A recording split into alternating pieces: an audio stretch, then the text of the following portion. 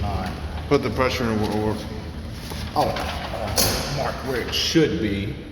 So anywhere in between 40 and about 50 psi. So we're around there in that range would be best. and that's how we tell if this is pressurized and got enough water. Yes, that's reading this tank. Okay, so we'll go back over here and we'll go over this and I'll mark all the readings that I got and then I'll come back in here with my test kits and stuff and show you how they work. So it's asking, this is RO. So we're worried about that system there, nothing else back in, right? Mm-hmm. So it says feed water hardness. Okay, so what's the feed hardness to this RO? Well, here's your softener. That's your test port for your softener. So whenever you test your softener, you want it to be 0, right? So that's what I got. Put a 0. So 0, what does that mean? It means 0 grains per gallon. That it's soft. It's good water for the RO. And how do we test that? I have a test kit. I'll bring those items in. And I also have a spare test kit if you would like one of those as well. They're about 25 bucks. Okay, so this right here tests the Softener, the hardness of the water. So if I tested the hardness on that city water, it'd probably show me, I'll use a random number of 10, right? But if I test it here at the softener, then it's going to show me 0. And that's what you want, you want 0. The chlorine, feed water chlorine, and I showed you which one's the feed water. So that's the feed. The carbon one is the feed to this. Remember, we're just worried about the RO. So test there, and I got 0. so the car there. All right, so you tested there and it had 0 in the carbon. And that's the feed you said? Mm-hmm. Because city, if I want to find out what the city is giving you in carbon, I mean not carbon, chlorine, then I test the city, and it should be about 1.2 to 2.0. Now if I test it after the carbon, it needs to be 0, right? And whenever I show you the test kit, you'll understand what I mean by 0. Oh, there's the carbon right here. It goes through this system right here, and then the feed comes back out to the, and that's why it's called carbon. And the best way to figure out how your system starts and operates is always start from the beginning. So this is your beginning. This is the city's line, and it's coming into here. There's a valve right here that stops it. This is your bypass. If we had to work on this carbon, I would turn this bypass on so I would never start the unit. But at that point, you're getting chlorine water. So being that that's closed, it comes into the head of the carbon. This valve is open.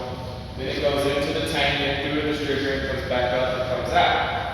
And then that's where you get your sample for your carbon, your chlorine test kit. Okay? So then it comes down through here, and that is your bypass. Instead of going here, it stops, it comes around, and then it goes into this Water softener. Water softener. And it has arrows on it on which way it goes. Then it goes through the tank the same way I described as the carbon. Then it comes back out through here. And then it goes down into there, and it goes into over here.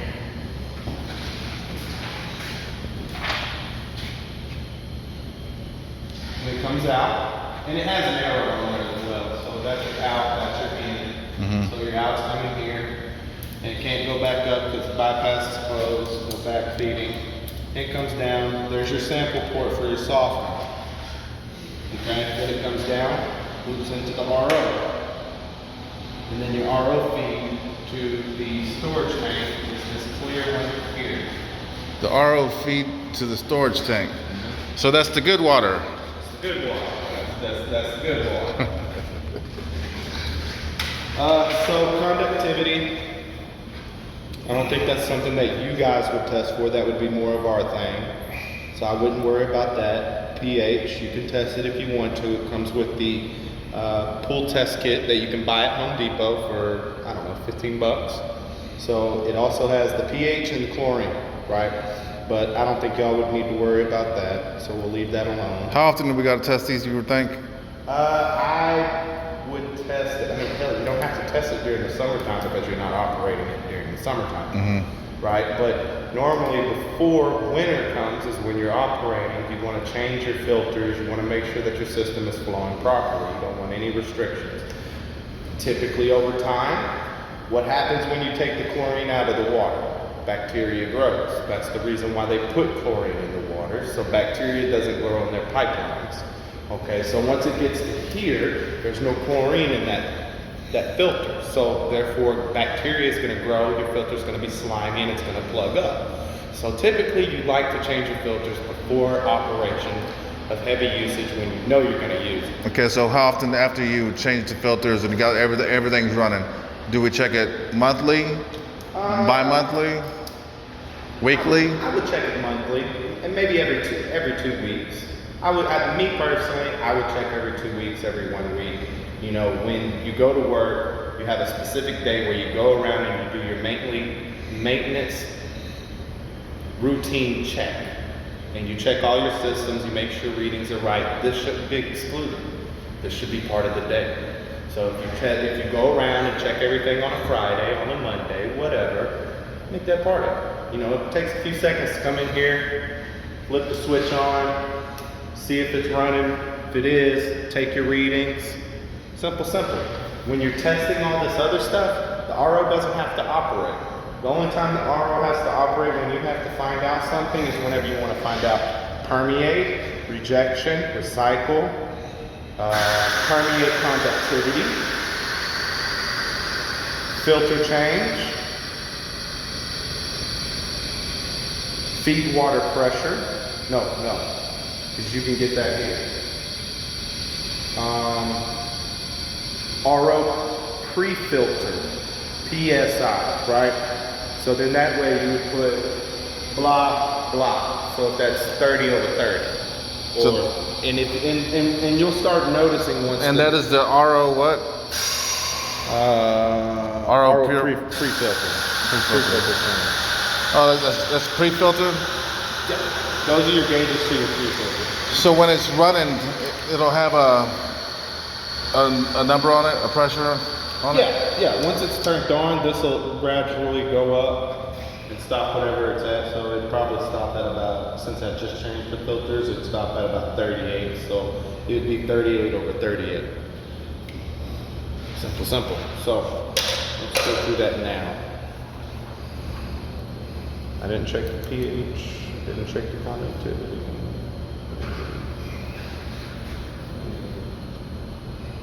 Inlet pressure, put 38. RO pre-filters, I just changed them, so it'd be 38/38. Filters changed. Yes. Pump suction. No, it's not on there. Pump discharge. No. Now this is your membrane. It even says it, feed pressure. Do not exceed over 150. It tends to get to 150, sometimes go above it. That's when it's running? And that's when it's running. But yours, I don't think it's going to go that high. It's going to typically be at 140. When I came in here, it was at 120. Once I changed the filters, it got to 140. I mean, typically you want it to be at 140. A little more, so it's not too noticeable. And it was at 140. DI. So here's your light for your dialysis system. This light lets you know once the DI bottle's gone bad, is out, and is no longer working for you. That is green. So it says DI primary, we'll put green. When you came in here, was it green? Yes. I think it was. Hell, I don't even know. I didn't look.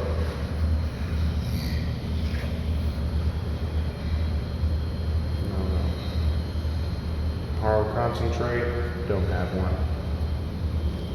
Membrane, no, don't have one. Okay, now your flow. Now this is where I was talking about the permeate flow. So Dawn previously marked where the permeate needs to be, and it's at about 1.2, and that's where it really was. It was almost at 1.3, but I'll put 1.2 on. So what is it worse to be high or low?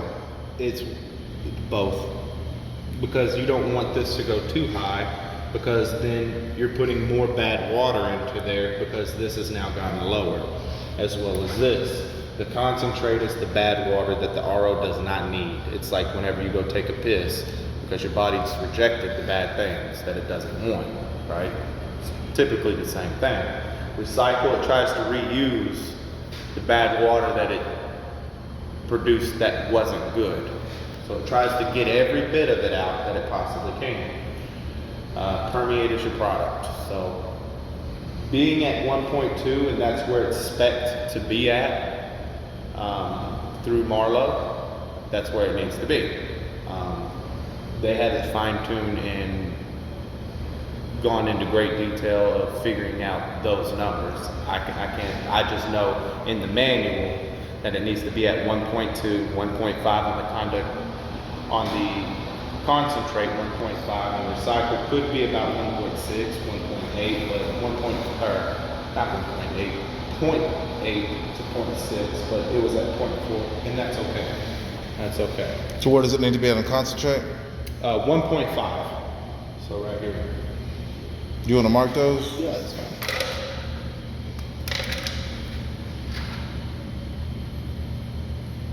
And that's when it's running good. Yeah. So if you see all your readings at that level, then you're doing good. That was at 1.5. What is a TDS meter? That is total dissolved solids. That tells you